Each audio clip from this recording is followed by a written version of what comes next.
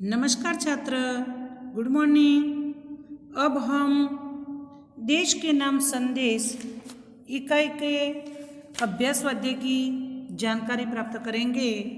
तो आपको ध्यान से सुनना है और बाद में हिंदी की कॉपी में सुंदर अक्षरों से लिखना है। तो देखते हैं अभ्यास में प्रश्न नंबर 1, निम्नलिखित प्रश्नों के मौखिक उत्तर दीजिए। 1, यह पत्र किसने किसको लिखा है? तो यह पत्र किरण ने अपने मित्र हर्ष को लिखा है। 2, पत्र लिखने वाले का पता क्या है?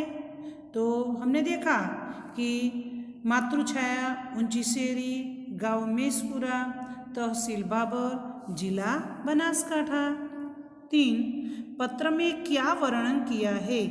तो पत्र में भारतीय नागरिकों की अपने कर्तव्यों के प्रति लापरवाही और सरकार के प्रति उनके शिकायती रवैये का वर्णन किया गया है। 4, पत्र के अंत में किरण ने हर्ष के परिवारजनों को क्या कहा है? तो पत्र के अंत में किरण ने हर्ष के परिवारजनों को प्रणाम कहा है। प्रश्न 2, निम्नलिखित प्रश्नों के मौखिक उत्तर दीजिए। 1, हम दूसरे देशों में उनके कायदे कानून का पालन करते हैं, लेकिन अपने देश में क्यों नहीं? तो हमें अपने राष्ट्र के प्रति गर्व और सम्मान की पर्याप्त भावना नहीं है। हम अपने देश की व्यवस्था को उचित महत्व नहीं देते। हमारे यहाँ का शासन की सख्ती से काम नहीं लेते। दूसरे देश अपने देश की व्यवस्था को बनाए रखना चाहते हैं, वे उसमें गर्व भी महसूस करते हैं। हम भी उनसे प्रभावित होते हैं, इसीलिए हम दूसरे देशों में उनके कायदे कानून का पालन करते हैं, लेकिन अपने देश में सभी नियमों का हम पालन नहीं करते। प्रश्न नंबर 2, हमारे देश की स्वच्छता की जिम्मेदारी किसकी है? तो छात्र, इसमें हमें सोच समझ कर लिखना है कि हमारे देश की स्वच्छता की जिम्मेदारी स्थानीय प्रशासन यानी कि स्थानीय व्यवस्था अर्थात ग्राम पंचायतों की, नगर पालिकाओं एवं महानगर पालिकाओं की है और हमारी भी है।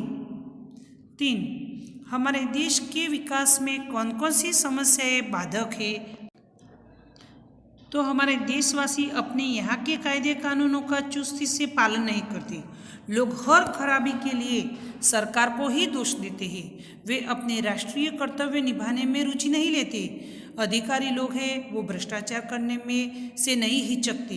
वे सारी समस्याएं हमारे देश के विकास में बाधक है। प्रश्न 4, देश के प्रति हमारा क्या फर्ज है? तो इसमें देखते हैं कि देश के प्रति हमारा फर्ज है कि हम अपने यहाँ के कायदे कानून का पालन करें। देश की व्यवस्था हम ऐसी बनाएं जिस पर हमें गर्व हो। हम सरकार और स्थानीय प्रशासन को उनके कार्यों में सहयोग दें। हम ऐसा कोई भी कार्य न करें जिससे देश की प्रतिष्ठा पर आ जाए। प्रश्न नंबर 3, शब्दों को उचित क्रम में रखकर अर्थपूर्ण वाक्य बनाइए। यहाँ शब्द अलग अलग जगहों पर है, लेकिन हमें योग्य क्रम में रखकर अर्थपूर्ण वाक्य बनाना है। मैं सफाई खुदाई है, तो सफाई में खुदाई है। दूसरा है, उनका उत्तर है मेरा भारत महान। तीसरा है, लेना और दहेज पाप देना है, तो दहेज लेना और देना पाप है। 4, आदर्श भारत को आओ बनाए मिलकर राष्ट्र, तो उत्तर है आओ मिलकर भारत को आदर्श राष्ट्र बनाए। प्रश्न नंबर 5, दहेज एक दूषण, इस विषय पर कारण सहित अपना मत दीजिए। तो दहेज की प्रथा समाज के लिए अभिशाप बन गई है। दहेज के कारण योग्य शिक्षित कन्याओं का उचित समय पर विवाह भी नहीं हो पाता। यदि विवाह हो भी जाता है तो दहेज न लाने अथवा कम लाने के कारण नई वधू को ताने और व्यंग भी सुनने पड़ते हैं। इतना ही नहीं, उसे शारीरिक और मानसिक यातना भी दी जाती है। कुछ दहेज लोभी तो वधू को आत्महत्या के लिए मजबूर कर देते हैं या उन्हें जला भी देते हैं। जिस दहेज के कारण ऐसे दर्दनाक और शर्मनाक कांड भी होते हैं, वह सचमुच समाज का एक दूषण है। उसका कभी समर्थन नहीं किया जा सकता। अब प्रश्न नंबर 6, उसमें हमें पत्र की किस प्रकार लिखा जाता है उनकी माहिती है। तो देखते हैं कि हम स्वयं कैसे अपने कर्तव्य का पालन करके आदर्श नागरिक बन सकते हैं एवं भारत को आदर्श राष्ट्र बनाने में योगदान दे सकते हैं। इस विषय पर दिए गए प्रारूप के आधार पर अपने मित्र को पत्र लिखकर अपने विचार बताएं। तो पहले अपने मित्र का पता लिखना है, बाद में हमें दिनांक लिखनी है और उसके बाद हमें संबोधन लिखना है, आपके मित्र का नाम लिखना है। बाद में पत्र लिखने का कारण तो हमने प्रश्न में देखा इसी प्रकार कि तुम्हारा पत्र मिला, तुमने आदर्श देश प्रेमी नागरिक के बारे में जानने की इच्छा प्रकट की है। इस बारे में मैं इस पत्र में अपने विचार प्रकट कर रहा हूँ। आदर्श नागरिक को अपने देश के कायदे कानून का पालन करना चाहिए, अपने यहाँ की पंचायत या नगर पालिका को उसके कामों में सहयोग भी देना चाहिए, सार्वजनिक स्थानों पर गंदगी नहीं करनी चाहिए, देश के सभी धर्मों और भाषाओं का सम्मान करना चाहिए, चुनाव के समय अपने आसपास के नागरिकों को मतदान के लिए प्रेरित करना चाहिए, बाढ़, भूकंप, अकाल के समय पीड़ित लोगों की हर संभव सहायता करनी चाहिए, सरकार की किसी नीति या कानून का विरोध करना हो तो शांतिपूर्ण उसे समझकर बोलना चाहिए। अब अन्य समाचार, तो दहेज जैसे रिवाजों का विरोध करना चाहिए। मेरे विचार से इस तरह का आचरण कर हम आदर्श नागरिक बन सकते हैं और देश के विकास में अपना योगदान भी दे सकते हैं। अन्य समाचार में लिखेंगे कि मेरी माताजी अब बिल्कुल स्वस्थ है, राजीव भली भांति पढ़ाई कर रहा है, मुन्नी तुम्हें बहुत याद करती है, तुम्हारे परिवार को बड़ों को प्रणाम और छोटों को प्यार। बाद में समाप्ति में हम लिखेंगे कि तुम्हारे परिवार को मेरा प्रणाम और संबंध में लिखेंगे तुम्हारा मित्र और बाद में अपना नाम। अब स्वाध्याय में देखेंगे निम्नलिखित प्रश्नों के उत्तर दीजिए। डॉक्टर कलाम ने इस ईमेल से हमें क्या सीख दी है? तो डॉक्टर कलाम कहते हैं कि हम सरकार चुनने के लिए मतदान करने निश्चित न हो जाए। हम ऐसा न सोचें कि अब हमारी सारी जिम्मेदारी चुनी हुई सरकार उठाएगी, हमारे सारे काम सरकार करेगी, हमें रद्दी कागज भी कूड़ेदान में डालने की तकलीफ भी नहीं उठानी है। सामाजिक समस्याओं के बारे में भी हम अपना स्वार्थ ही देखते हैं। बाहर से दहेज का विरोध कर चुपके से दहेज न ले लेना बहुत ही गलत बात है। इस प्रकार इस ईमेल से डॉक्टर कलाम ने हमें सच्चे नागरिक के रूप में अपनी जिम्मेदारियों को निभाने की सीख दी है और जो भी हम कहेंगे वही करेंगे। प्रश्न नंबर 2, दूसरे देशों में और हमारे देश में हम जो व्यवहार करते हैं उसमें क्या अंतर है? तो दूसरे देशों में जाकर हम उनकी व्यवस्था का आदर करते हैं और उसका पालन भी करते हैं, जबकि अपने देश में हम यहाँ की व्यवस्था की अनदेखी करते हैं। दूसरे देशों में हम उनके स्वच्छता संबंधी नियमों का पालन करते हैं, गाड़ी उन देशों के नियमों के अनुसार ही चलाते हैं, उन देशों में बेईमानी करने की हिम्मत भी नहीं करते।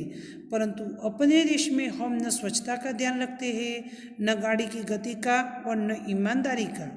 इस प्रकार दूसरे देशों में और अपने देश में हम जो व्यवहार करते हैं उसमें बहुत अंतर है। प्रश्न नंबर 3, दूसरे देशों में लोग स्वच्छता के प्रति कैसे जागरूक हैं? तो दूसरे देशों में लोग स्वच्छता को बहुत महत्व देते हैं। वे सड़कों पर थूकते नहीं हैं, कागज के टुकड़े यहाँ वहाँ न फेंक कर कूड़ादान में डालते हैं, सिगरेट के टुकड़े सड़क पर नहीं फेंकते, कुत्ते के मालिक अपने कुत्तों को सड़क गंदी नहीं करते, यानी कि गंदगी करने नहीं देते। समुद्र तटों पर लोग खाली नारियल इधर उधर भी नहीं फेंकते, वे अपने रेलवे स्टेशनों को साफ सुथरा रखते हैं। इस प्रकार दूसरे देशों के लोग स्वच्छता के प्रति जागरूक हैं।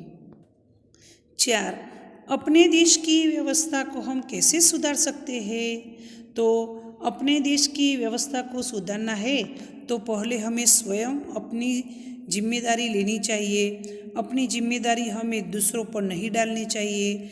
अपने यहाँ की अव्यवस्था से हम भागे नहीं, बल्कि उसे दुरुस्त करने में सरकार को सहयोग दें। इस तरह अपने सकारात्मक योगदान से ही हम अपने देश की व्यवस्था को सुधार सकते हैं।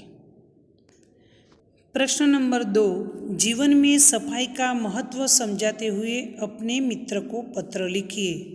तो पहले अपना नाम और पता लिखना। बाद में हम देखते हैं कि हमने आगे देखा कि दिनांक लिखना। उसके बाद संबोधन यानी कि अपने मित्र का नाम लिखना, प्रिय मित्र सोहन, मोहन, जो भी, और बाद में नमस्ते लिखना। अभिवादन यानी कि मैं यहाँ कुशल पूर्वक हूँ, परंतु तुम्हारे यहाँ कई तरह की बीमारियाँ फैलने की खबर जानकर दुख हुआ। ये बीमारियाँ गंदगी से फैलती है। हमारे यहाँ के लोग स्वच्छता का महत्व पूरी तरह नहीं जानते। वास्तव में स्वच्छता का आरोग्य की माता है। जहाँ साफ सफाई रहती है वहाँ रोगों को पैदा करने वाली मक्खी मच्छर जैसी जीव जंतु नहीं होती। शरीर को साफ सुथरा रखने से खाज खुजली जैसी त्वचा की बीमारियां भी नहीं होती। सिर के बालों में भी सफाई रखनी चाहिए। दांतों को स्वच्छ रखने से पायरिया नहीं होता।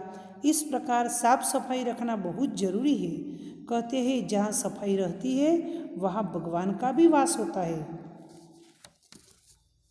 बाद में वो कहता है समाप्ति में कि हम मुझे पत्र लिखना, घर के बड़ों को मेरा प्रणाम। बाद में बाई ओर अपना नाम लिखना।